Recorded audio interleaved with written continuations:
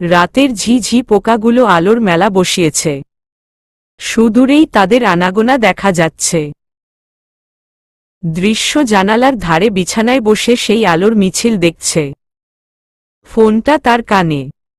দুই পাশেই কঠোর নীরবতা চলছে। আসলে জীবনে এমন কিছু মুহূর্ত থাকে যখন নিজের অনুভূতিগুলি মুখে প্রকাশ করা যায় না। শুধু দীর্ঘশ্বাস সেই অনুভূতির গভীরতা প্রকাশ করে। দৃশ্য কিছুই বলছে না, কারণ তার দু চোখে অশ্রু ঝরছে। কথা বলতে গেলেই কেঁদে দিবে। অপর দিকেও একই অবস্থা। প্রিয় মানুষটার কাছ থেকে দূরে থাকার কষ্টটা আজ মাহাদ হাড়ে হাড়ে টের পাচ্ছে। শুধু ছেলে বলে হাউমাউ করে কাঁদতে পারছে না। বারবার চোখ ভিজে যাচ্ছে। নিজেকে কেমন উন্মাদ প্রেমিক মনে হচ্ছে। এই নীরবতার মাঝে দৃশ্য অপর পাশে গিটারের সুর শুনতে পারল। বিকেলে দৃশ্য আর মাহাদ বসে আছে নদীর তীরে। আজ কোচিং বাঙ্ক দিয়ে মাহাদের সাথে বেরিয়েছে। দৃশ্য দূরের ছোট ছোট নৌকাগুলো দেখছে। আর মাহাদ দেখছে তার প্রিয়তমাকে। এই মেয়েটার মধ্যে নিশ্চয়ই কোনো জাদু আছে। না হলে সে কি করে এই বাচ্চাটার মায় আটকে গেল। দৃশ্যর চোখ কেমন ফুলে আছে। রাতে কান্না করেছে নিশ্চয়ই। দৃশ্যর এই নীরবতা তার মনটাকে ক্ষত বিক্ষত করে দিচ্ছে। এই মেয়েটা সারাক্ষণ বাদরামি করে বেড়ায়, সেটাই ভালো লাগে। নীরবতা কাটাতে মাহাদ বলতে শুরু করল, এই পিচ্ছি, আমি এখন যা যা বলবো মনোযোগ দিয়ে শুনবে। প্রথমে নিজের খেয়াল রাখতে হবে। পড়াশোনায় যেন কোনো ফাঁকিবাজি দিতে না শুনি। ভদ্র মেয়ের মতো স্কুলে যাবে আর আসবে। কোনো দুষ্টুমি করা যাবে না। মোস্ট ইম্পর্টেন্ট কোনো ছেলের সাথে কথা বলবে না। তাহলে আমার চাইতে খারাপ কেউ হবে না। কেউ ডিস্টার্ব করলে সাথে সাথে আমাকে জানাবে। এতটুকু বলে মাহাদ কয়েকটা ঢোক গিলে নিল। গলা কেমন কাঁপছে। একটু পানি পান করতে পারলে ভালো হতো। আবার বলতে লাগল, ফোন সারাক্ষণ নিজের পাশে রাখবে। একবারের জায়গায় দুইবার যেন কল দেওয়া না লাগে। কথাগুলো বলে দৃশ্যর দিকে তাকাল। দৃশ্য ফুপিয়ে ফুপিয়ে কাঁদছে। ইসস, এই মেয়েটা এত কিউট করে কাঁদছে কেন? কিন্তু কারো কিউট কান্না অন্য কারো মনে কি আসলেই প্রবল ঝড় তুলে দিতে পারে? তাহলে তার সাথে এমন কেন হচ্ছে? মন চাইছে দৃশ্যকে বুকের সাথে মিশিয়ে ফেলতে। মাহাদ দৃশ্যর চিবুকে দুহাতে স্পর্শ করে বলল, আর এইভাবে কাঁদতে পারবে না। দৃশ্যর চিৎকার করে বলতে ইচ্ছে করছে, তুমি কোথাও যেও না মাহাদ। আমি তোমাকে ছাড়া থাকতে পারবো না। তোমাকে প্রতিদিন না দেখলে আমি দম বন্ধ হয়ে মারা যাব। প্লিজ তুমি যেও না। যদি যেতে হয় তবে আমায় সঙ্গে নিয়ে যাও। তোমার বুকের মাঝে লুকিয়ে থাকতে চাই। কিন্তু দৃশ্য এমন কিছুই বলল না। দৃশ্য কাঁদতে কাঁদতে বলল, আমার ভীষণ কষ্ট হচ্ছে। কথাটা বলে দৃশ্য মাথা নিচু করে নিল। মাহাদ তার মুখ তুলে বলল, তুমি এমন করে কাঁদলে আমি তো যেতে পারবো না। প্লিজ কাঁদে না পাখিটা। দৃশ্য অনেক কষ্টে নিজেকে সামলাল। মাহাদ দৃশ্যকে দাঁড় করালো আর নিজের পকেট থেকে একটা পায়েল বের করে দৃশ্য পা নিজের উরুতে নিয়ে তা পরিয়ে দিল। দৃশ্য কেঁপে উঠল। অদ্ভুত অনুভূতি হচ্ছে। এত বিষাদের মাঝে কিছুটা শুভ্রতা ছড়িয়ে পড়ল তার মনে। দুজনে বেশ কিছুক্ষণ নদীর তীরে হাঁটল। আজ রাতেই মাহাদ ঢাকায় যাবে। তাই প্রিয়তমাকে মন ভরে দেখে নিচ্ছে। যাওয়ার সময় চলে আসলে মাহাদ হঠাৎ দৃশ্যকে জড়িয়ে ধরে আর বাচ্চাদের মতো কাঁদতে শুরু করে। সে তার অনুভূতির সাথে আর যুদ্ধ করতে পারছে না। এই মেয়েটা তাকে দুর্বল করে দিয়েছে। ভীষণ দুর্বল। এমন ঘটনায় দৃশ্য অনেকটা অবাক। কারণ এই প্রথম সে এই সুদর্শন যুবকটিকে বাচ্চাদের মতো কাঁদতে দেখছে। দৃশ্য নিজের সংকোচ ভুলে তাকে জড়িয়ে ধরল। কিছুক্ষণ পর মাহাদ কাঁপা কাঁপা গলায় বলে উঠল, আই লাভ ইউ দৃশ্য পাখি, ভীষণ ভালোবাসি তোমাকে। দৃশ্যর মনে অন্যরকম প্রশান্তি বয়ে গেল। এই ছেলেটা তাকে অনুভূতির জালে আটকে মেরাই ফেলবে। আজ প্রথম সে এই ম্যাজিক্যাল ওয়ার্ড মাহাদের মুখ থেকে শুনল। সে জানে এই মানুষটা তাকে পাগলের মতো ভালোবাসে। তবুও আজ তার মুখে শুনে ভালো লাগছে, অসম্ভব ভালো। দৃশ্য মুচকি হেসে মাহাদকে আরো গভীরভাবে জড়িয়ে ধরে বলল, আই লাভ ইউ টু। মাহাদের মুখে হাসি ফুটে উঠল। এই পিচ্চির মুখে এই শব্দটা এত মধুর শোনাবে জানলে আরো আগেই এই কথাটা বলে দিত। এখন থেকে দিনে 100 বার দৃশ্যর মুখে এই শব্দ না শুনলে তার কলিজা ঠান্ডা হবে না। ফাহিম কয়েকদিন ধরে খেয়াল করছে তমা আর তেমন একটা বারান্দায় আসে না। এই মেয়ে তো প্রতিদিন তার রুমে উকিঝুঁকি দেয়। তার বাসায় আসা যাওয়ার টাইম মনে হয় এই মেয়ের মুখস্থ। তবে সেদিনের পর থেকে সে তমাকে আর দেখতে পায়নি। সে কি খুব বেশি খারাপ ব্যবহার করে ফেলেছে? এই হলো তার সমস্যা। হুটহাট তার মাথা গরম হয়ে যায়। তবে সে তমাকে মোটেও সরি বলবে না, এটা তার ধাতে নেই। ভীষণ ইগো প্রবলেম আছে। এ কারণেই প্রায় দিন সে যার তার সাথে মারামারি করে বাসায় ফেরে। তাদের বংশে ছেলেদের দাপট বরাবর বেশি। তবে সে মেয়ে সংক্রান্ত বিষয় থেকে দূরে থাকতে পছন্দ করে। তাই রকির মেয়েবাজ স্বভাব তার পছন্দ না। এর আগেও রকির এই স্বভাবের জন্য বেশ ঝামেলায় পড়তে হয়েছে। রকি তার ছোটবেলার বন্ধু, তাই তাকে ইগনোর করতে পারে না। তাছাড়া বন্ধুদের জন্য সে জীবন দিতেও প্রস্তুত। পানি খেতে ডাইনিংয়ে এসে ফাহিমের চোখ পড়ল দৃশ্যর রুমের দিকে। এত রাতেও দৃশ্যর রুমের লাইট অন। ফাহিম দৃশ্যর রুমের দরজায় নক করল। কিছু সময় পর দৃশ্য দরজা খুলে দিল। বোনকে দেখে তার আজকাল চিন্তা হচ্ছে।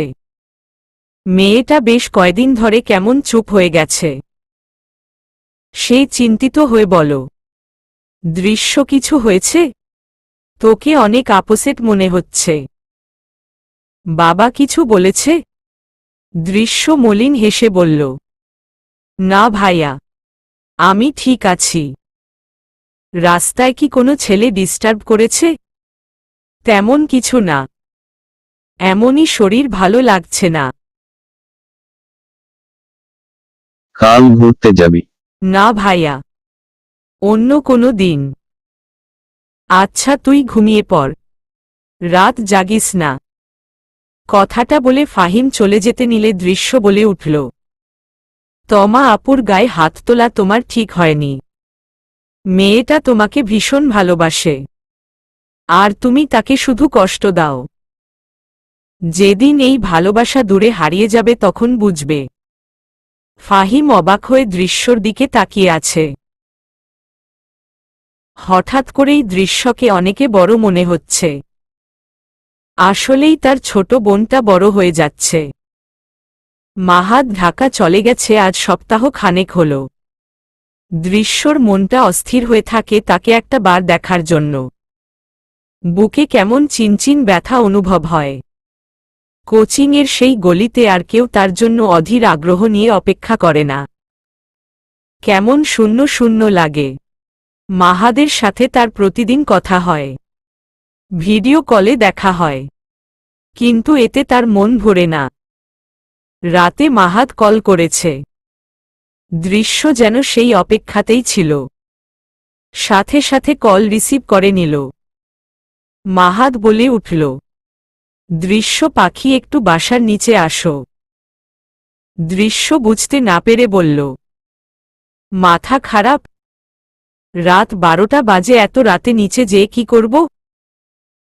মাথা আমার আসলেই খারাপ হয়ে গেছে।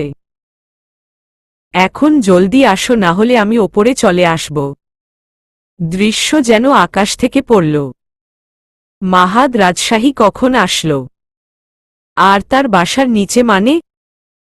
দৃশ্য বলল, তুমি আমার বাসা কিভাবে চিনো? তোমার কি মনে হয় আমি কোনো দিন তোমায় ফলো করিনি? দৃশ্য খুশিতে কি করবে বুঝতে পারল না।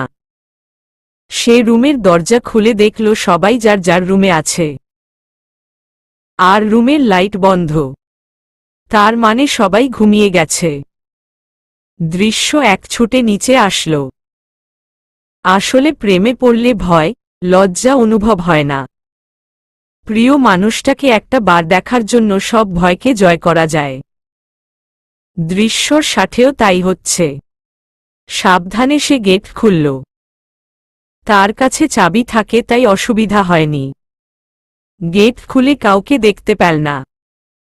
মুহূর্তে তার মন খারাপ হয়ে গেল। মাহাদ কি তার সাথে মজা করল? যদি এটা মজা হয় তবে সে এই লোকের সাথে আর কোনো দিন কথা বলবে না। তার চোখ জোড়া ভিজে উঠল।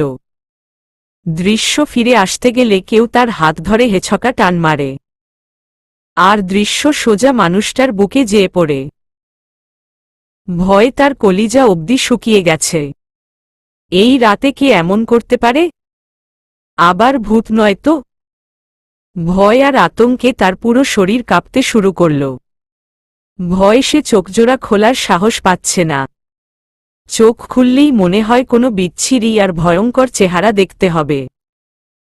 তবুও সাহস নিয়ে মাথা উঁচু করল। মাথা তুলে দেখতে পেল কাঙ্ক্ষিত মানুষটাকে। মাহাদ মুচকি মুচকি হাসছে। কাঁধে তার ব্যাগ। দৃশ্য অভিমানে মাহাদের বুকে কয়েকটা কিল বসিয়ে দিল। মাহাদ বলল, আরে আস্তে, মেরে ফেলবে নাকি? এতক্ষণে দৃশ্যর হিছকি উঠে গেছে। সে বলল, হে মেরে ফেলব, একদম মেরে ফেলব। আমাকে ভয় দেখানো? আরে বাবা সরি, আর এমন করব না। কথাটা বলেই সে এক হাতে নিজের কানে ধরল। মাহাদকে এই অবস্থায় ভীষণ কিউট লাগছে। ল্যাম্পপোস্টের সবুজ আলোতে মাহাদের ধূসর চোখজোড়া ঝলঝল করছে। আসলেই এই মানুষটার কাছ থেকে দূরে থাকা দৃশ্যের জন্য প্রায় অসম্ভব। তুমি এখন রাজশাহীতে কি করো? আর কখন এসেছ? মাত্র আসলাম পিচ্ছি। আর একদিন তোমাকে না দেখলে দম আটকে মারা যেতাম। নিজেকে কেমন পাগল পাগল লাগছিল। এই তুমি কোনো ব্ল্যাক ম্যাজিক করনি তো? ফালতু কথা বলবে না। তাই বলে এত রাতে কেন আসলে? যদি কোনো দুর্ঘটনা ঘটত? দৃশ্যর কপালে একটা চুমু খেয়ে বলল, কিছু হতো না পাগলি।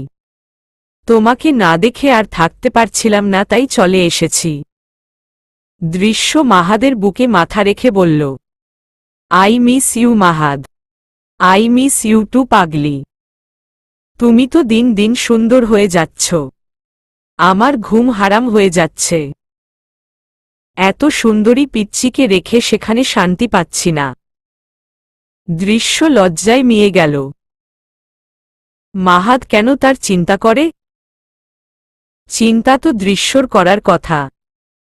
সুদর্শন যুবকটি নিশ্চয়ই সেখানেও মেয়েদের হার্টবিট বন্ধ করে রেখেছে।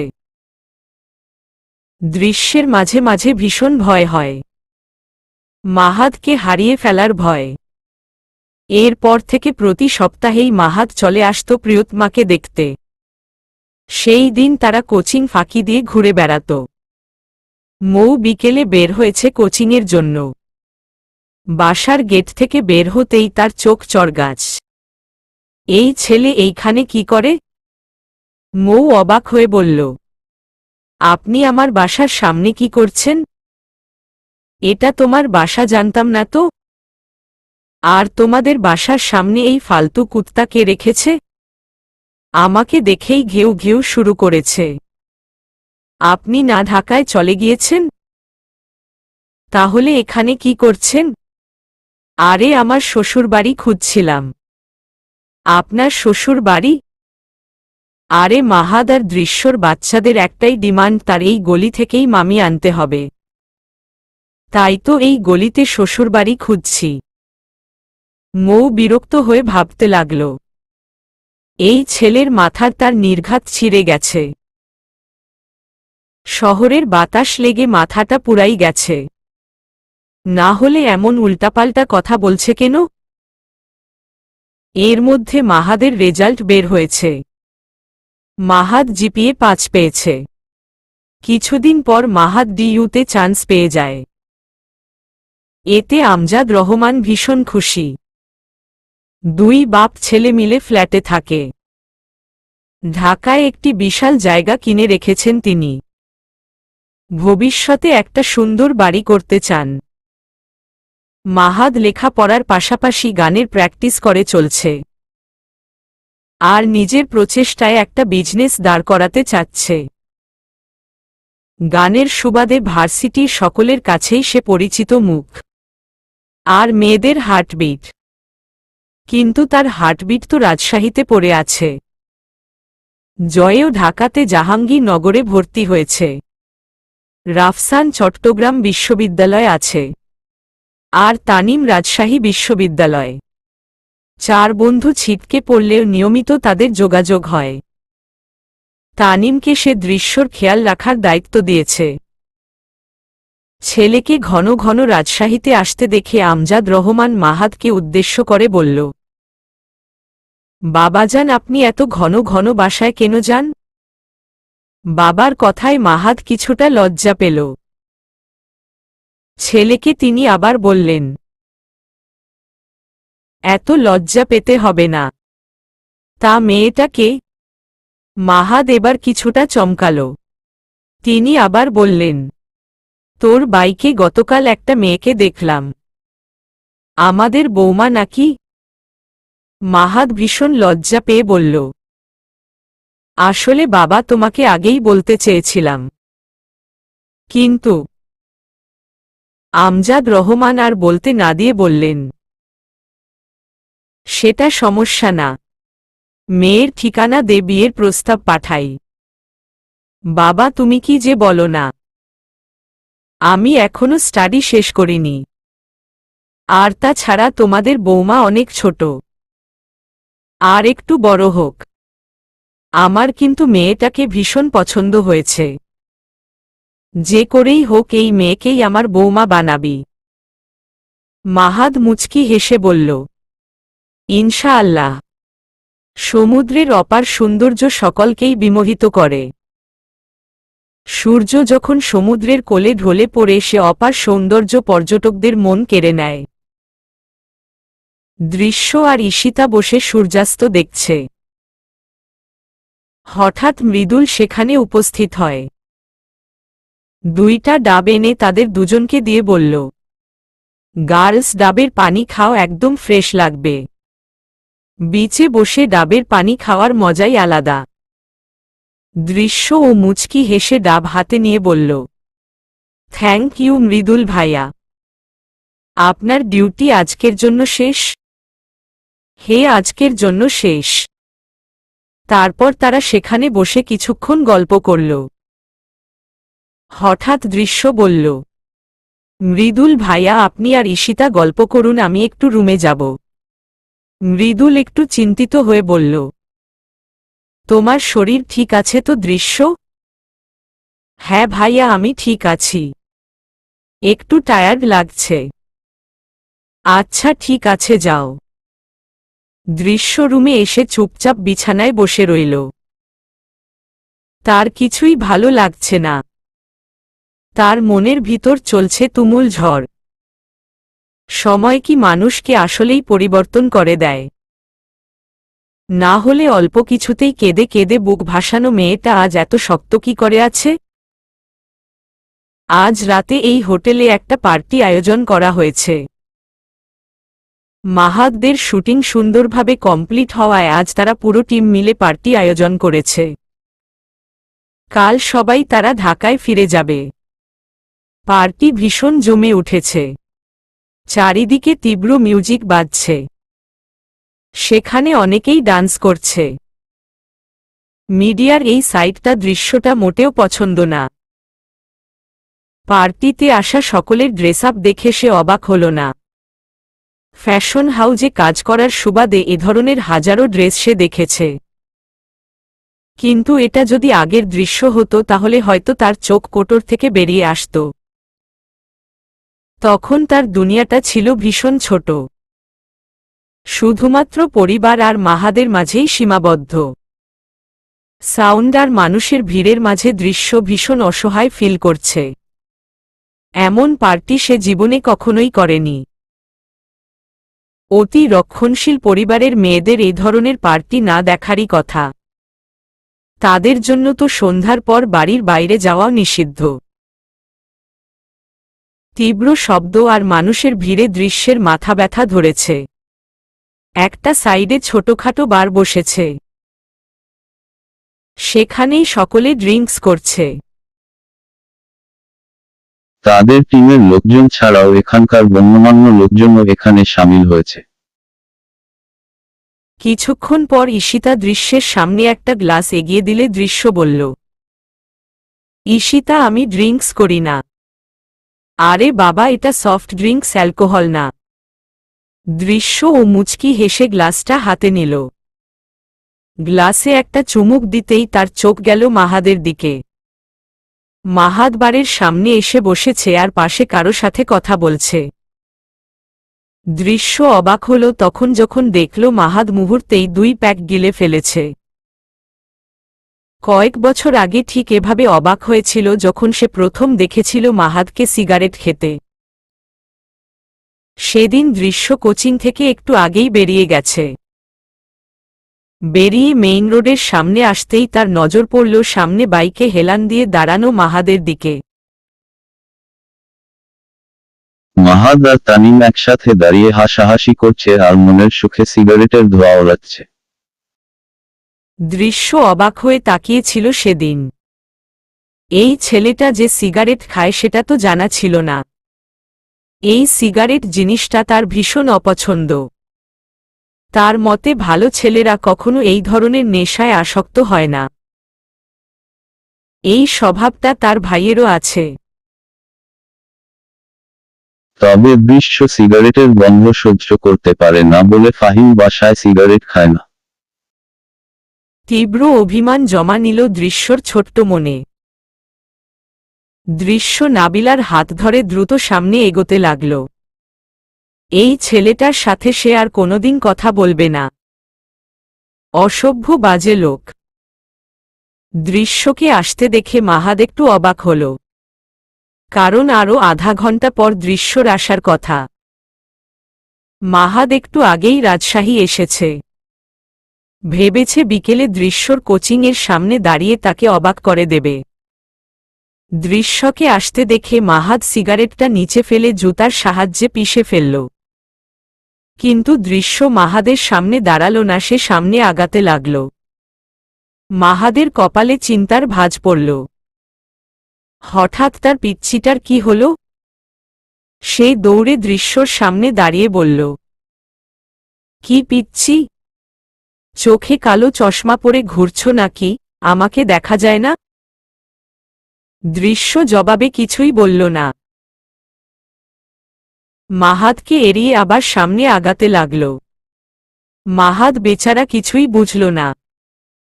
তার পিচ্ছিটা তাকে ইগনোর কেন করছে? মাহাদ এবার পেছনে থেকে দৃশ্যর হাত ধরে নিজের সামনে দাঁড় করালো আর বলল, কি ব্যাপার, আমার দৃশ্য পাখি কি কোনো কারণে রাগ করেছে? দৃশ্য এবার ভীষণ রাগ হচ্ছে। তাদের বংশ যে শুধু ছেলেদেরই রক্ত গরম তা কিন্তু নয়, মেয়েদেরও আছে। যেমন দৃশ্য খুব সহজে রেগে যায়। এরকম একটা বাজে কাজ করে আবার তাকে আহ্লাদ দেখানো হচ্ছে। সে এক ঝটকা মেরে মাহাদের হাতটা ছাড়িয়ে নিল আর রাগী কণ্ঠে বলল, খবরদার আমার সাথে একদম কথা বলবে না, অসভ্য লোক। বেচারি নাবিলা এই অবস্থা দেখে কিছুটা পিছিয়ে দাঁড়াল। নির্ঘাত এই দুইজন এখন ঝগড়া করবে। তাছাড়া মাহাদকে সে ভীষণ ভয় পায়। মাহাদের এবার প্রচণ্ড রাগ হচ্ছে। সে সব সহ্য করতে পারলেও দৃশ্যর এই ব্যবহার সহ্য করতে পারছে না। সে দুহাতে দৃশ্যর বাহু চেপে নিজের আরও কাছে নিয়ে আসল আর ভীষণ রেগে বলল, এই সমস্যা কি তোর? আমাকে ইগনোর কেন করছিস? কথাটা বলার সাথে সাথেই দৃশ্য গড়গড় করে বমি করে দিল মাহাদের উপর। আকস্মিক ঘটনায় মাহাদ চমকে গেল। তার পরনের পুরো গেঞ্জিটাই বমি লেগে যাতা অবস্থা। মাহাদ ভীষণ চিন্তিত হয়ে দৃশ্যকে এক হাতে ধরে বলল, দৃশ্য পাখি, তুমি ঠিক আছো? তোমার কি শরীর খারাপ লাগছে? নাবিলা, তোমার কাছে পানি আছে? নাবিলা দ্রুত তার ব্যাগ থেকে পানির বোতল এগিয়ে দিল। মাহাদ দৃশ্যকে দ্রুত পানি খাওয়াল। নিজের গেঞ্জিটাতে বাকি পানিটুকু ঢেলে পরিষ্কার করার চেষ্টা করল। দৃশ্য ভীষণ অসুস্থ বোধ করছে। বমি করার ফলে তার পুরো শরীর কাঁপছে। মাহাদ দৃশ্যকে আবার ধরতে গেলে দৃশ্য 2 কদম পিছিয়ে গেল। মাহাদের কপালে চিন্তার ভাঁজ ফুটে উঠল। নাবিলা বিষয়টা বুঝতে পেরে দৃশ্যকে এসে ধরল আর বলল, ভাইয়া, দৃশ্য সিগারেটের গন্ধ একদম সহ্য করতে পারে না। ব্যাস, মাহাদ বুঝে গেল তার দৃশ্য পাখিটা কেন তার সাথে এমন করছিল। সেই দ্রুত পাশের দোকানের দিকে দৌড়ে গেল। আরেকটা পানির বোতল নিয়ে ভালো করে কুলি করল, সাথে একটা চুইংগাম চিবাল। দৃশ্য আর মাহাদ বসে আছে একটা কফি হাউজে। পাশের টেবিলেই বসে আছে তানিম আর নাবিলা। তানিম মুচকি হেসে নাবিলাকে বলল, বুঝলেন বেআইন, এই নিব্বা নিব্বি গুলা কিন্তু জমিয়ে প্রেম করছে। এই দুইটার ঝগড়াগুলো কিন্তু সেই মিষ্টি লাগে। এদের প্রেম করা দেখে তো আমারও কেমন প্রেম প্রেম পাচ্ছে। নাবিলা কি বলবে বুঝতে পারল না, তাই সে শুধু মুচকি হাসল। দৃশ্য এখন কিছুটা ব্যাটার ফিল করছে। তবে সে মাহাদের সাথে কোনো কথা বলছে না আর না তার দিকে তাকাচ্ছে। মাহাদ এতক্ষণে তার গেঞ্জিটা চেঞ্জ করে নিয়েছে, কারণ তার কাঁধের ব্যাগে গেঞ্জি ছিল। ঢাকা থেকে ফিরে এসে সোজা দৃশ্যের জন্য এখানে ওয়েট করছিল। তানিমকে কল করলে তানিম নিজের বাইক নিয়ে মাহাদের সাথে দেখা করতে আসে। সকল নীরবতাকে ছাপিয়ে মাহাদ বলল, সরি পিচ্ছি, তুমি যে সিগারেটের গন্ধ সহ্য করতে পারো না সেটা আমার জানা ছিল না।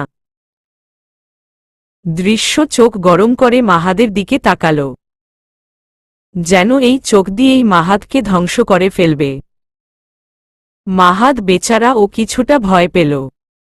দৃশ্য প্রচণ্ড রেগে বলল, আর তুমি যে এরকম বাজে নেশা করো সেটাও আমার জানা ছিল না। মাহাদ বেচারা এখন ভয় আছে। আজ প্রথম দৃশ্য তাকে সিগারেট খেতে দেখেছে, তাতেই এত রাগ করেছে। যদি সে জানে মাহাদ ক্লাস 9 থেকে সিগারেট ধরেছে তাহলে তো তার খবর আছে। যা রাগী মেয়ে সোজা ব্রেকআপ করে দেবে। তারা আর এই মেয়ের সাথে সংসার করা হবে না। সে তো আর জানত না যে দৃশ্য এত আগেই চলে আসবে।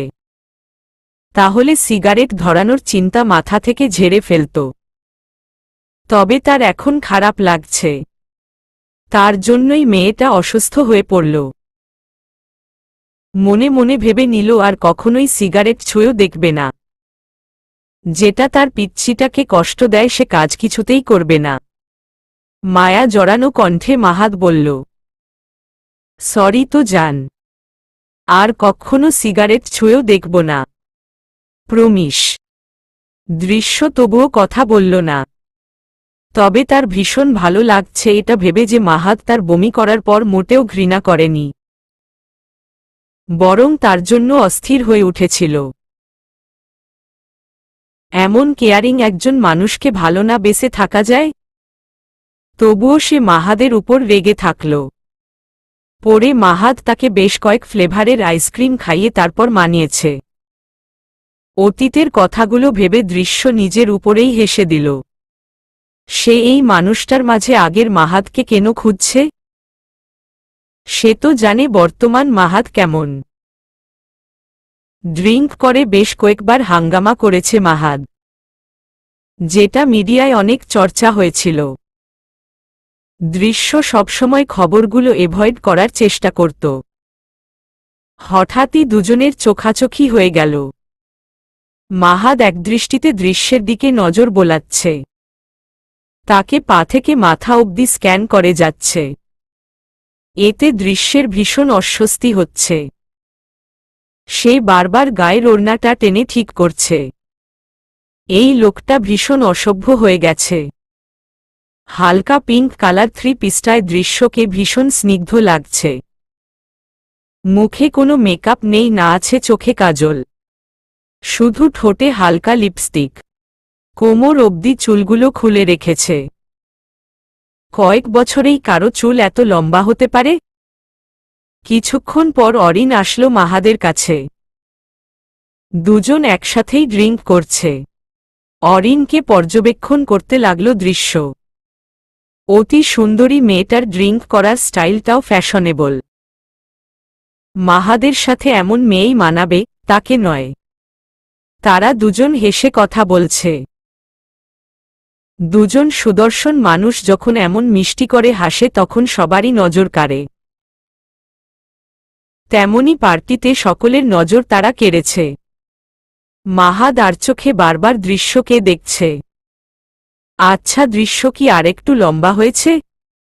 আগে তো তার বুক অবধি পড়ত, এখন নিশ্চয়ই তার থুতনিতে মাথা ঠেকবে। দৃশ্য আর এক মুহূর্তও সেখানে দাঁড়িয়ে থাকতে পারছে না। বাইরে থেকে নিজেকে যতই শক্ত প্রমাণ করতে চায় না কেন, সে তো জানে সে ঠিক কতটা দুর্বল। তবে এই দুর্বলতা সে মাহাদকে দেখাতে চায় না। দৃশ্য ঈশিতাকে বলে পার্টি থেকে বেরিয়ে আসল। কয়েক মিনিট করিডোরে দাঁড়িয়ে উত্তাল সমুদ্র দেখল। ঠিক এই ঢেউয়ের মতো তার মনেও হাজার অনুভূতি আছড়ে পড়ছে। উপরের ফ্লোরের মিউজিকের সাউন্ড নিচ অব্দি আসছে। তাই দৃশ্যরুমের উদ্দেশ্যে যাওয়ার জন্য পেছনে ফিরতেই ভয় দুকদম পিছিয়ে গেল। তার সামনে মাহাদ দাঁড়িয়ে। ভয় দৃশ্য কয়েক ঢোক গিলে নিল। তার হার্টবিট প্রচণ্ড দ্রুত বেগে লাফাচ্ছে। আর একটুর জন্য সে মনে হয় হার্টফেল করেনি। এমন ভূতের মতো পেছনে দাঁড়িয়ে থাকলে যে কেউ ভয় পাবে। দৃশ্য তোতলাতে তোতলাতে বলল, আপনি এখানে? মাহাদ দুকদম সামনে এগিয়ে গম্ভীর কণ্ঠে বলল, কেন, অন্য কারো আসার কথা ছিল? দৃশ্য আশেপাশে একবার চোখ বোলালো আর বলল, প্লিজ দূরে সরে দাঁড়ান, কেউ দেখলে সমস্যা হতে পারে। মাহাদ ঠোঁট বাঁকা করে অদ্ভুতভাবে হাসল। মাহাদের এই হাসি তো সে কখনো দেখেনি। কেমন অদ্ভুত হাসি, যেন হাজারো রহস্য ঘেরা এই হাসিতে। দৃশ্য কিছু বলবে তার আগেই মাহাদ তার হাত ধরে সামনে এগোতে লাগল। এবার দৃশ্যের যেন ভয় জান বেরিয়ে যাওয়ার মতো অবস্থা। দৃশ্য বারবার মাহাদের হাত থেকে নিজের হাত ছাড়ানোর চেষ্টা করছে আর বলছে, হাত ছাড়ুন প্লিজ। কিন্তু মাহাদ কোনো কথাই শুনছে না। সেই দৃশ্যকে সোজা তার রুমে এনে দরজা লাগিয়ে দিল। দৃশ্য কি করবে কিছুই বুঝতে পারছে না। ভয়ে তার আত্মা বেরিয়ে যাবার মতো অবস্থা। মাহাদকে খেয়াল করতেই সে বুঝতে পারল মাহাদ প্রচণ্ড ড্রিঙ্ক করে মাতাল হয়ে আছে। এখন এই মাতালকে সে কি করে সামলাবে? দৃশ্য দ্রুত রুমের দরজার দিকে এগোতে গেলে মাহাদ তাকে একটানে দেয়ালের সাথে মিশিয়ে ধরল। এতে দৃশ্য পিঠে কিছুটা ব্যথা পেল। আল্লাহ, এই ছেলেটার শরীরে এত শক্তি কি করে আসলো? দৃশ্যর মনে হচ্ছে মাহাদ এই বডিটা বানিয়েছে দৃশ্যকে ঠিক এভাবেই পিষে ফেলার জন্য, যখন তখন তাকে আছড়ে ফেলার জন্য। হঠাৎ দৃশ্য পুরো শরীর কেঁপে উঠল। মাহাদ একটা হাত তার কোমরে রেখেছে আর অন্য হাত দিয়ে ওর গালে স্লাইড করছে। দৃশ্যর পুরো শরীর জুড়ে এক অদ্ভুত শিহরণ বয়ে গেল, কেমন মাতাল করা অনুভূতি। দৃশ্য মনে হচ্ছে মাহাদ ড্রাঙ্ক হলেও মাতাল সে হচ্ছে। এত শক্ত হাতের ছোঁয়া এত স্নিগ্ধ কি করে হয়? পরক্ষণেই সে এসব ভাবনা থেকে বেরিয়ে আসল। মাহাদ মাতাল হতে পারে, কিন্তু সে তো না। আবেগে গা ভাসিয়ে দেওয়া মোটেও ঠিক হবে না, কারণ বাস্তবতা আবেগকে প্রশ্রয় দেবে না। কিছুতেই মাহাদকে সায় দেওয়া ঠিক হবে না। সে দ্রুত কোমর থেকে মাহাদের হাত ছাড়ানোর চেষ্টা করল। এতে কাজের কাজ কিছুই হল না, বরং মাহাদ তার উষ্ণ বলিষ্ঠ ময় হাত দিয়ে নিজের সাথে তাকে মিশিয়ে নিল। দৃশ্যর এবার রাগ হচ্ছে, ভীষণ রাগ। এমন কেন করছে মাহাদ? অতীতটা কি সে ভুলে গেছে? সব জেনেও কেন তার সাথে এমন ব্যবহার করছে? সে চোখ গরম করে মাহাদের দিকে তাকালো আর বলল, এমন অসভ্যতার মানে কি? আমাকে ছাড়ুন, মাতলামো অন্য জায়গায় করুন। মাহাদ নিচু কণ্ঠে বলল, তুমি পুরোটাই একটা নেশা। তোমার কাজলবিহীন চোখে তাকালে এমনি আমার নেশা ধরে যায়। তাহলে মাতলামি অন্য জায়গায় কেন করব? মাহাদ, প্লিজ আমাকে ছাড়ো। তোমার স্পর্শগুলো আমি নিতে পারছি না। কথাটা বলতেই দৃশ্য চোখ দিয়ে পানি পড়তে শুরু করল। মাহাদ ঘোর লাগানো চোখে তার দিকে তাকিয়ে দেখছে তার প্রিয়সীর ক্ষুদ্র অজস্র বৃষ্টিধারা। সে বলল, কাঁদলে তোমাকে ভীষণ কিউট লাগে দৃশ্য পাখি। এতগুলো বছর পর দৃশ্য পাখি শব্দটা শুনে দৃশ্যর মনে অনুভূতির তাণ্ডব শুরু হল। কতদিন পর সে এই ডাক শুনল। মাহাদের নাকে ভেসে আসছে তীব্র মেয়েলি ঘ্রাণ। কত বছর হল এই ঘ্রাণটা সে পায় না। তীব্র উত্তেজনা কাজ করছে তার মধ্যে। ভীষণভাবেই মাতাল হয়ে পড়ছে। কিছু না ভেবেই সে হঠাৎ দৃশ্য ওষ্ঠ জোড়া দখল করে নিল। ভীষণ তৃষ্ণার্ত সে, যে তৃষ্ণা একমাত্র এই পিচ্ছিটাই মেটাতে পারবে। আকস্মিক ঘটনায় দৃশ্য পুরো বরফের মতো জমে গেল। তার চিন্তা ধারণা সবকিছুই যেন থমকে গেছে। মস্তিষ্ক কাজ করা বন্ধ করে দিয়েছে। নিঃশ্বাস নিতে ভীষণ কষ্ট হচ্ছে তার। মনে হচ্ছে শরীরের রক্তকণিকাগুলো হিমশীতল ঠান্ডা বরফ হয়ে আছে। কিন্তু যখন তার জ্ঞান ফিরল, নিজেকে ছাড়াতে ব্যস্ত হয়ে পড়ল। মাহাদ যেন উন্মাদ হয়ে গেছে। সেই দৃশ্যকে নিজের সাথে আরও শক্তভাবে জড়িয়ে নিল। নিজের প্রিয়সীকে কাছে পাবার লোভ সামলাতে পারছে না। দৃশ্যর যেন দম বন্ধ হয়ে আসছে। তার মনে হচ্ছে এই পৃথিবীতে আজই তার শেষ দিন। উপায় না পেয়ে দৃশ্য মাহাদের ওষ্ঠে জোরে কামড় বসিয়ে দিল। সাথে সাথেই মাহাদ দৃশ্যকে ছেড়ে দিল। দৃশ্যর দুচোখ বেয়ে অজস্র অশ্রুকণা ঝরছে। মাহাদ এক পলক দৃশ্যের দিকে তাকিয়ে আবার দৃশ্যের চিবুকে পাগলের মতো চুমু খেতে লাগল। ঘাড়ে গভীরভাবে মাহাদের ঠোঁটের স্পর্শ পেয়ে দৃশ্য প্রচণ্ডভাবে কাঁপতে লাগল। সে কিছুতেই নিজেকে সামলাতে পারছে না। দৃশ্য খুব কষ্টে শক্তি সঞ্চার করে মাহাদকে জোর করে ছাড়িয়ে দুই গালে পরপর কয়েকটা চড় মেরে বসল। মাহাদ অদ্ভুতভাবে দৃশ্যের দিকে তাকাল। এই তাকানোর মানে দৃশ্য বুঝতে পারল না। সে কি রেগে আছে না অবাক হয়েছে কিছুই বোঝা গেল না। দৃশ্য আর বোঝার চেষ্টাও করল না। সে দ্রুত ওখান থেকে বেরিয়ে আসলো আর দ্রুত নিজের রুমে চলে গেল। রুমের খাটে বসে দৃশ্য অঝরে কাঁদতে লাগল। এসব কি হচ্ছে তার সাথে? জীবনটা কেমন যেন এলোমেলো হয়ে গেছে তার। ভালোবাসা নামক শব্দটা তার জীবন থেকে সবকিছু কেড়ে নিল। সবকিছু। নিজের বিলাসবহুল রুমের করিডোরে বসে একমনে সমুদ্র দেখছে আর কফিতে চুমুক বসাচ্ছে মাহাদ। খুব সকাল সকাল ঘুম ভেঙে গেছে তার। আজ আর কারো ডাকার প্রয়োজন পড়েনি। ঘুম থেকে উঠার পর থেকেই ভীষণ মাথা ব্যথা করছে। হয়তো হ্যাংওভারটা এখনো কাটেনি। সকালে উঠেই আগে গোসল সেরে নিয়েছে। ঠোঁটটা ভীষণ জ্বালা করছে। কিছুক্ষণ আগে ওয়াশরুমে আয়নার সামনে দাঁড়িয়ে গলায় বেশ কিছু আঁচড়ের দাগ দেখেছে। গোসলের সময় সেখানে ভীষণ জ্বালা পোড়া করছিল। তার পিচ্চিটা আসলেই একটা বাঘিনী। সেই গতকাল রাতের কথা মনে পড়তেই হালকা হাসির আভাস পাওয়া গেল তার চোখে মুখে। গতকাল সে খুব বেশি মাতাল ছিল বিষয়টা ঠিক তেমন না। তবে গতকাল যা ঘটেছে তা যে তার ইচ্ছেকৃত সেটাও না। নিজের প্রিয়সীকে তখন একটা বার ছুঁয়ে দেওয়ার প্রবল ইচ্ছা জেগে উঠেছিল। মদের নেশার চাইতে প্রিয়সীর গোলাপি ওষ্ঠ নেশায় বোধ হয়ে গেছিল তখন।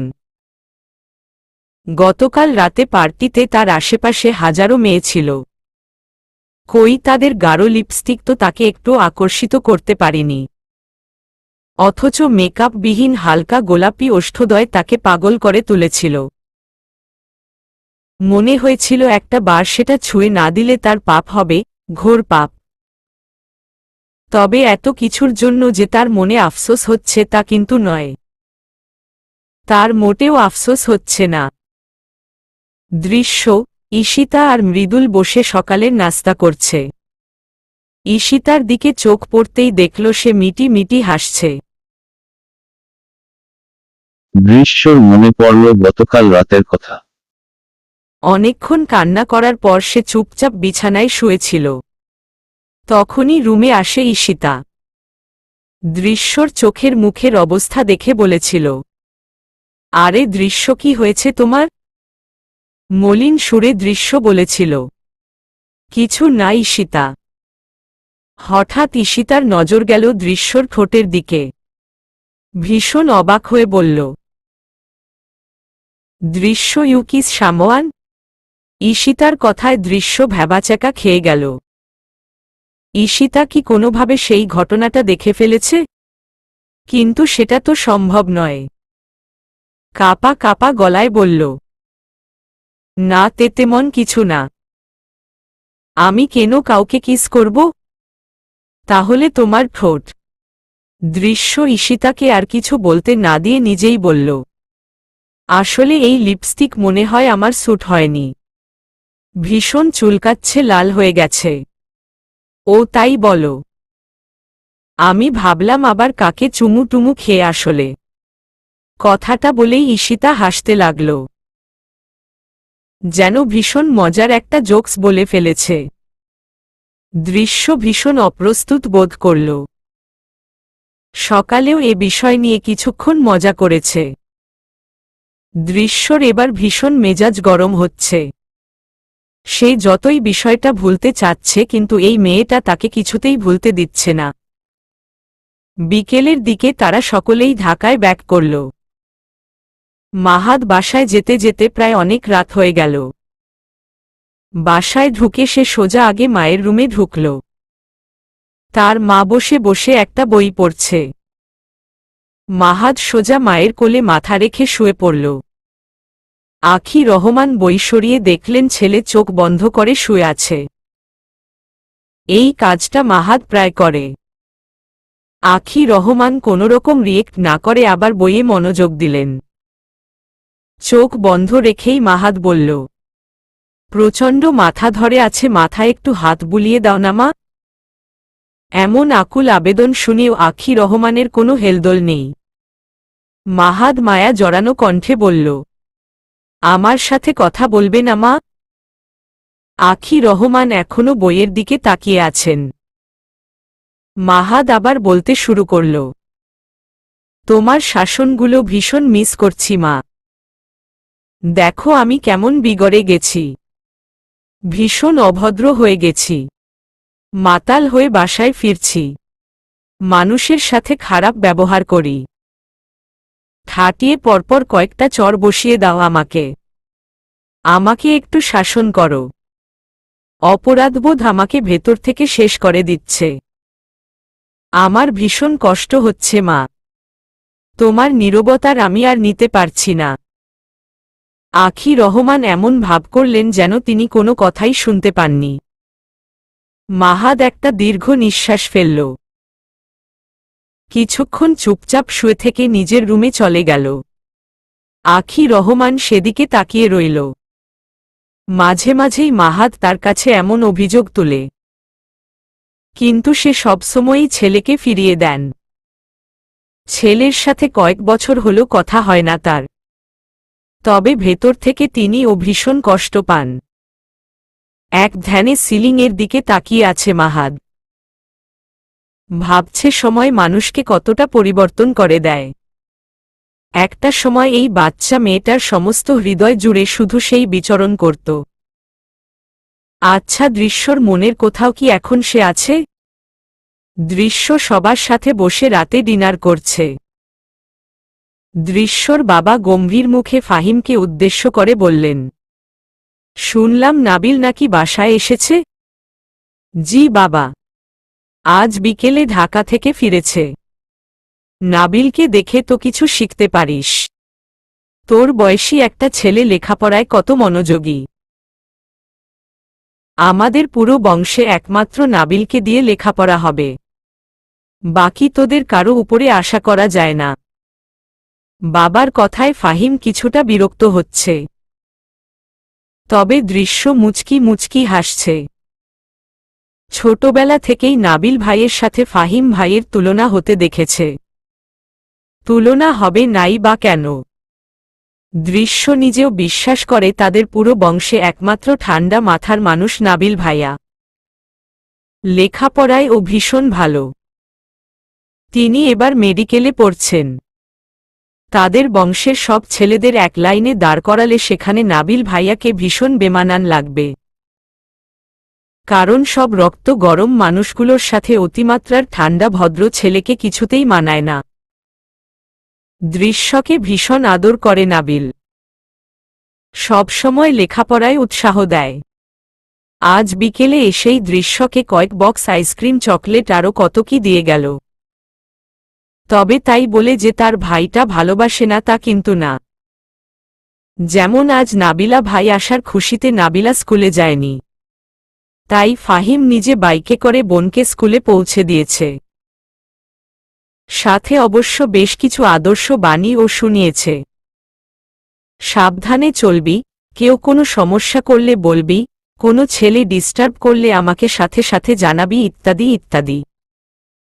দৃশ্যর একবার বলতে ইচ্ছে করছিল, ভাইয়া একটা ছেলে আমাকে ভীষণ ডিস্টার্ব করে। দিনরাত আমার মাথায় একদম জেগে বসে আছে। আমার মনে যখন তখন অনুভূতির ঝড় তোলে। এই যে দূরে থেকে আমাকে ভীষণ কষ্ট দেয়। এই ছেলেটার কান ধরে আমার সামনে এনে দাঁড় করিয়ে দাও, আর তাকে এই পানিশমেন্ট দাও যেন আমার চোখের সামনে 24 ঘন্টা থাকে। কিন্তু দৃশ্য এমন কিছুই বলেনি, চুপচাপ ভাইয়ের বাণী শুনেছে। ফাহিম বিরক্ত হয়ে নিজের রুমে ঢুকল। বাবা সবসময় তার সাথে এমনটা করে। সে কি কোনো কিছুতে কম নাকি যে তার তুলনা করা হয়? অন্যদিকে তমা তাকে ভীষণ ইগনোর করছে। তাকে কেউ ইগনোর করবে এটা যেন ফাহিম কিছুতেই মানতে পারে না। এই পিচ্ছি তমার সাহস দেখে সে রীতিমতো অবাক। ওকে এবার শায়েস্তা করতে হবে। ফাজিল মেয়ে। রুমে এসে মোবাইলটা হাতে নিতেই দৃশ্য চোখ বড় বড় হয়ে গেল। 17+ মিস কল, প্রত্যেকটা কল মাহাদের। দৃশ্যর এখন কিছুটা ভয় লাগছে। যখনই দৃশ্য মাহাদের কল রিসিভ করতে পারে না তখনই মাহাদ ভীষণ রেগে যায়। আজ তো এতগুলো কল দিয়েছে। মোবাইলটা সাইলেন্ট ছিল তাই সে শুনতে পায়নি। আর বিকেল থেকেই নাবিল ভাইয়ের সাথে বসে আড্ডা দিচ্ছিল তাই একদমই খেয়াল করতে পারেনি। আজ তার খবর আছে। নিশ্চয়ই এতগুলো বকা দিবে। ভাবতে ভাবতেই আবার মাহাদের কল আসলো। দৃশ্য ভয় ভয় কলটা রিসিভ করতেই মাহাদ চেঁচিয়ে বলল, এইবার রাজশাহীতে এসে তোর মোবাইলটা আমি সবার আগে আছাড় দিয়ে ভাঙব। যেহেতু ফোন ইউজ করতে জানিস না তাই ফোন থাকার মানেই হয় না। এতক্ষণে দৃশ্যর পুরো শরীর কাঁপতে লাগল। নিঃশ্বাস ঘন হতে শুরু করল। অন্যান্য দিনের তুলনায় মাহাদ একটু বেশি রেগে আছে। দৃশ্যর মনে হচ্ছে মাহাদ এখনই মোবাইল থেকে বেরিয়ে এসে তাকে এক আছাড় মারবে। সচরাচর তো এতটা রেগে যায় না। সবসময়ই দৃশ্যকে ভীষণ কেয়ার করে আর আদুরে গলায় কথা বলে। তবে এই ছেলের রাগ দৃশ্য ভীষণ ভয় পায়। সম্পর্কের এতদিনে বেশ অনেকবার সে মাহাদকে এভাবে রাগতে দেখেছে। রাগলে এই ছেলের মাথা একদমই ঠিক থাকে না। দৃশ্য ভয় ভয় বলল, সরি, আসলে ফোন সাইলেন্ট ছিল। মাহাদ ভীষণ গম্ভীর গলায় বলল, ফাহিমের বাইকে কি করছিলে? দৃশ্য একটু অবাক হয়ে বলল, মানে ভীষণ সোজা। ফাহিম বাইকে করে তোকে স্কুলে কেন দিয়ে এসেছে? তুই কি ভেবেছিস আমি ঢাকায় বলে খোঁজ খবর রাখি না? তোর সাহস দেখে আমি অবাক হয়েছি। তোকে মেরে ফেলতে ইচ্ছে করছে আমার। দৃশ্য যেন অবাকের চরম পর্যায়ে পৌঁছে গেছে। মাহাদ কখনোই তার সাথে এত খারাপ ব্যবহার করেনি। একরাশ অভিমান তার মনে জমা হতে লাগল। একটা দীর্ঘ নিঃশ্বাস নিয়ে বলল, মাহাদ, ফাহিম আমার ভাইয়া হয়। মাহাদের যেন রাগ আরও বেড়ে গেল। ধমকের সুরে বলল, কোনো জনমের ভাই? দৃশ্যর এখন কাঁদতে ইচ্ছে করছে। ছেলেটা এমনভাবে কথা কেন বলছে? সে তো এই মানুষটার আদুরে গলায় অভ্যস্ত। চোখ থেকে কয়েক ফোঁটা নোনা জল গড়িয়ে পড়তে শুরু করল। সে মানুষটাকে যতটা নরম ভাবে সে ঠিক ততটা নরম না। পাথর একটা। না হলে কেউ এভাবে কথা বলে? দৃশ্যর হেঁচকি উঠে গেছে। বহু কষ্টে কান্নাটাকে আটকে রেখে বলল, আমার আপন মায়ের পেটের ভাই। বুঝেছ? মাহাদ কয়েক মুহূর্তের জন্য স্থির হয়ে গেল। তার মাথায় একরাশ চিন্তা ভর করতে শুরু করল। এটা কিভাবে সম্ভব? কাপা গলায় বলল, তোমার বাবার নাম আশরাফ হোসাইন? দৃশ্য কিছুটা অবাক হল। মাহাদ তার বাবাকে চেনে? সে বলল, তুমি বাবাকে আর ভাইয়াকে চেনো? মাহাদ কি বলবে ঠিক বুঝে উঠতে পারল না। এতদিন সবকিছু যতটা সহজ মনে হচ্ছিল এখন মনে হচ্ছে অনেক জটিল হবে। ভীষণ চিন্তায় পড়ে গেল সে। পরক্ষণে মনে পড়ল দৃশ্য সাথে ভীষণ খারাপ ব্যবহার করেছে। নরম গলায় বলল, আমি সরি দৃশ্য পাখি। আমি বুঝতে পারিনি। আসলে তোমাকে আমি অন্য কোনো ছেলের সাথে একদমই সহ্য করতে পারি না। তাই অনেক বকা দিয়ে ফেলেছি। মাফ করে দাও। মাহাদের আদুরে গলা শুনে দৃশ্যর অভিমান যেন আরও বাড়ল। রাগী গলায় বলল, তুমি আমাকে একটুও বিশ্বাস করো না। একদম কথা বলবে না আমার সাথে। তুমি ভীষণ খারাপ, ভীষণ খারাপ। কথাগুলো বলতে বলতেই দৃশ্য প্রায় কেঁদে দিল। আর কলটা কেটে দিল। মাহাদ স্থির হয়ে বসে রইল। তার মাথায় এখন অন্য চিন্তা। অভিমানে দৃশ্য কল কেটে দিলেও সে আশা করেছিল মাহাদ তাকে কল করে রাগ ভাঙ্গাবে। কিন্তু সে রাতে মাহাদ আর তাকে কল করল না। অভিমানে দৃশ্য বালিশ ভিজিয়ে একসময় ঘুমিয়ে পড়ল। পরের দিনটা ভীষণ ভীষণ খারাপ কাটল। ক্লাসে কিছুতেই মনোযোগ দিতে পারল না। সারাদিনে মাহাদ তাকে বেশ কয়েকবার কল করেছে, কিন্তু অভিমানে সে কল রিসিভ করেনি। রাতেও মাহাদ অনেক বড় কাল টেক্সট করেছে। কিন্তু দৃশ্য সবকিছুই ইগনোর করেছে। পরদিন বিকেলে নাবিলা আর সে বেরোল কোচিংয়ের উদ্দেশ্যে। তবে কোচিংয়ের গলির মোড়ে আসতেই দেখতে পেল মাহাদকে। এই ছেলে কবে আসে কবে যায় কিছুই টের পায় না দৃশ্য। হঠাৎ করে এসে এভাবে সারপ্রাইজ দেয় তাকে। মাহাদ নাবিলাকে উদ্দেশ্য করে বলল, কি খবর নাবিলা, মন ভালো? মাহাদের কথা শুনে দৃশ্যর রাগ আরও বাড়তে শুরু করল। নাবিলা হেসে বলল, জি ভাইয়া ভালো। আপনি রাজশাহী কবে আসলেন? সামনে না আপনাদের পরীক্ষা? মাহাদ আর চোখে দৃশ্যকে দেখে বলল, দেখলে তোমার মাথায় বিষয়টা আছে, কিন্তু অন্য কেউ তো সেটা ভুলে বসে আছে। আমাকে মানসিক টর্চার করছে যাতে আমি পরীক্ষায় ফেল করি তার মতো। দৃশ্য রেগে মাহাদের দিকে তাকাল। নাবিলা বুঝল এদের মধ্যে যুদ্ধ চলছে। মাহাদ বলল, তোমার বোনকে বলে দাও এত ছোট শরীরে এত রাগ অভিমান পুষতে নেই। দৃশ্য এবার রেগে নাবিলাকে বলল, নাবিলা এই লোককে বলে দে আমার সাথে যেন কোনো রকম কথা না বলে। নাবিলা আছে এখন মহা ঝামেলায়। তাকে বলতে বলে তারা নিজেরাই কথা বলছে। তাই সে বলল, আপনাদেরটা আপনারাই বুঝুন, আমি ক্লাসে গেলাম বাই। কথাটা বলেই নাবিলা চলে গেল। দৃশ্য সামনে এগোতে নিলে মাহাদ হাত ধরে থামাল আর বলল, কোথায় যাও জান পাখি? দৃশ্য চোখ গরম করে তাকালো আর বলল, একদম আমার সামনে ঢং করবা না। অসভ্য লোক। যার আমার প্রতি বিন্দুমাত্র বিশ্বাস নেই তার সাথে আমি কথা বলবো না। কথাটা বলেই দৃশ্য চলে যেতে নিলে মাহাদ জোর করে টেনে বাইকের সামনে আনল। কোমরে ধরে উঁচু করে বাইকে বসাল। দৃশ্য অবাক হয়ে তাকিয়ে আছে। মাহাদ মুচকি হেসে বলল, শরীরে তো একেবারেই ওজন নেই। আমার নিচে পড়লে তো একদম পিষে যাবা। তবে ভালোই হয়েছে, সারাক্ষণ কোলে নিয়ে ঘোরা যাবে। দৃশ্য মুখ ভার করে অন্যদিকে তাকিয়ে রইল। সে একদমই কথা বলবে না এই অসভ্য লোকের সাথে।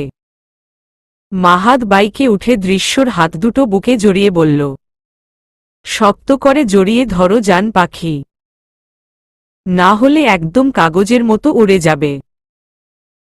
এমনিতেই যা ওজন তোমার। দৃশ্য রেগে মাহাদের ঘাড়ে চিমটি কাটল। মাহাদ সেখানে হাত দিয়ে ঘষতে ঘষতে বলল, আরে পিচ্ছি, চিমটি, খামচি, কামড়াকামড়ি করার জন্য ভবিষ্যতে অনেক সময় পড়ে আছে। এখন আমাকে জড়িয়ে ধরো। দৃশ্য অভিমান কমিয়ে তাকে ঝাপটে ধরল। মাহাদ মুচকি হেসে বাইক চালু করল। অনেকক্ষণ চুপচাপ বসে আছে তারা একটা বেঞ্চের ওপর। পার্কের সামনে কয়টা বাচ্চা খেলাধুলা করছে। পাশেই ছোট একটা লেক। তাতে বেশ কিছু পদ্ম ফুটেছে। দৃশ্য একমনে সেদিকেই তাকিয়ে আছে। মাহাদ দৃশ্যর হাত ধরে বলল, দৃশ্য তোমাকে কিছু কথা বলবো, মনোযোগ দিয়ে শুনবে। আমাদের সম্পর্কটা নিয়ে আমি ভীষণ সিরিয়াস। তোমাকে কখনোই আমার গার্লফ্রেন্ড ভাবিনি। তুমি আমার অর্ধাঙ্গিনী হবে সেটাই চিন্তা করে এসেছি।